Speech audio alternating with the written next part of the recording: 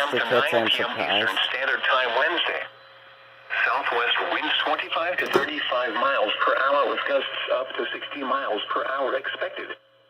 The areas affected include portions of central, east central, north central, and west central Indiana. The hazardous conditions are expected from 4 a.m. to 9 p.m. Eastern Standard Time Wednesday. The following impacts are expected. Damaging winds will blow down trees and power lines.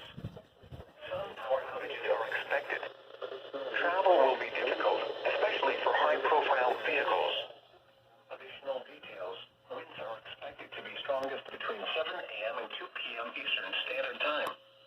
People should avoid being outside in forested areas around trees and branches. If possible, remain in the lower levels of your home during the windstorm and avoid windows. Use caution if you must drive.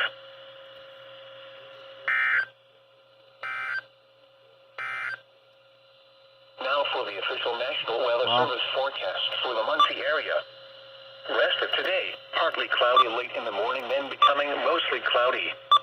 A 50% chance of rain showers in the afternoon. Well then.